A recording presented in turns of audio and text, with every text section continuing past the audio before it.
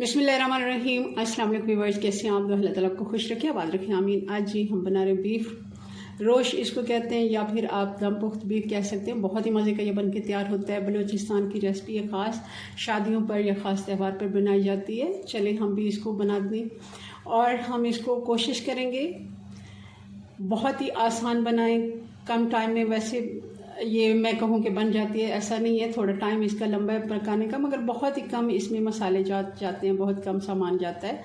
तो हम जल्दी से इसको पकाने के लिए रख देते हैं और फिर बाकी के काम करके इसको खाना शुरू करेंगे। चलें बनाना शुरू करते हैं। रेसिपी पसंद है लाइक करना मत भूलिएगा। तो इसके लिए हमने बीफ लिया, बीफ की हमने बड़े पीसेस लिए हैं और इस तरह की चिकनी बोटी अगर आप लेंगे तो उसका अच्छा टेस्ट आता है। ये आपने पीस बड़े लेने, आप देख ही रहे होंगे। ये हमने बड़े पीसेस में काट लिया है गोश्त, और एक दो हड्डियां भी डालनी है और इसमें हमने चर्बी भी डालनी है। चर्बी आप देख रहे होंगे, हमने चर्बी भी रखी हुई है। चर्बी के साथ अच्छा टेस्ट आता है और चर्बी का जो घी होता है इसमें जाता है, तो हमें मज़ीद घी डालने की भी ज़रूरत नहीं है। बीफ है तो हम ज़्यादा घी भी इस्तेमाल नहीं करेंगे।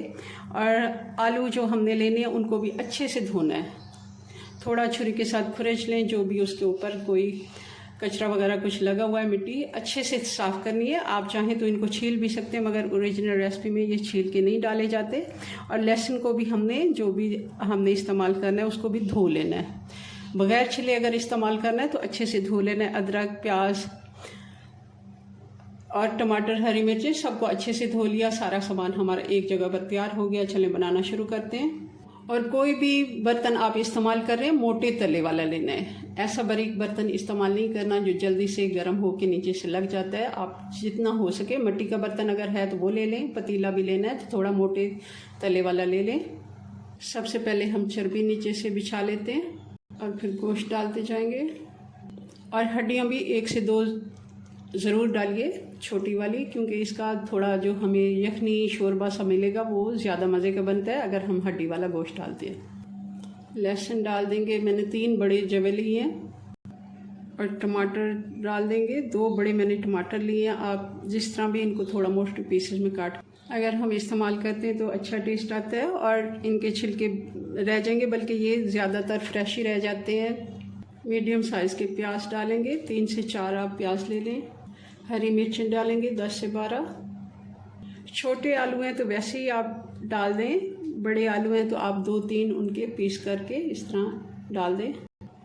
मैंने 2 आलू लिए, एक बड़ा आलू था उसके 3 पीस किए और एक छोटा था तो उसके मैंने 2 पीस किए हैं। आप चाहें तो छोटे छोटे आलू ज़्यादा सारे भी डाल सकते हैं, जो बेबी आलू होते हैं छोटे वाले। और साथ में अदरक के भी हम इस तरह बड़े टुकड़े डाल देंगे। और अब डालेंगे हम 1 टेबलस्पून हमारे पास काली मिर्च है साबुत, और 2 बड़े टुकड़े दालचीनी के, ये भी हमने डालने हैं, इससे भी अच्छा टेस्ट आता है इसका। अब पानी डालेंगे। पानी में इतना डालूंगी कि गोश्त के ऊपर ना आए, मगर इसके अंदर तक हम 2.5 गिलास इसमें पानी डालेंगे तकरीबन, तभी जाके ये सही से पकेगा। अब हमने इसमें नमक डाल देना है ताकि सारी चीज़ों के ऊपर नमक भी आ जाए। और थोड़ा सा पानी में और डाल देती हूँ। मेरा 2 गिलास का था कि 2 गिलास में, मगर हमने 2.5 गिलास ही इसमें मुकम्मल पानी डाल दिया। आप देख रहे हैं पानी हमें नज़र आना शुरू हो गया यहाँ तक। ये देखिए आलू हमारे ऊपर रह गए, मगर गोश्त के ऊपर तक पानी आ गया, क्योंकि अच्छे से हमने इसको गलाना है और ये ज़्यादा टाइम लेता है। तो ऐसे नहीं कि पानी खुश्क हो जाए और नीचे से जलना शुरू हो जाए।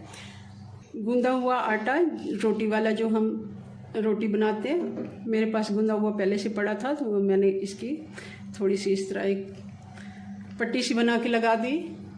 और ढक्कन लगाएंगे इसके ऊपर, अच्छे से इसको दबा देंगे और चूल्हा ऑन कर देंगे। 10 मिनट के लिए हमने मीडियम आंच रखनी है और बिल्कुल फिर दम वाली आंच पे हम इसको 2.5 से 3 घंटे तक पकाएंगे। बिल्कुल दम वाली आंच, जैसे हम चावलों को दम लगाते हैं सेम वही। चलें 2.5 घंटे के बाद इसको चेक करेंगे। इसको डिश आउट हमने कर लिया। आप फाइनल लुक देख रहे हैं, बहुत ही मज़े का बना है। और आप इसके ऊपर देखें तो एक तरी सी घी सी आया हुआ है।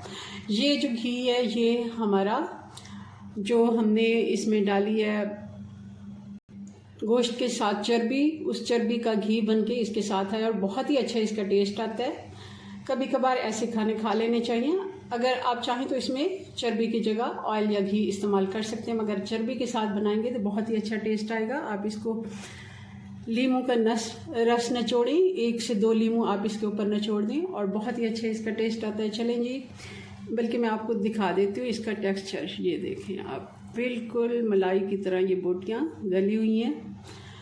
अपनी दुआ में याद रखें। मिलते हैं नेक्स्ट वीडियो में नई रेसिपी साथ। तब तक के लिए अल्लाह हाफिज़।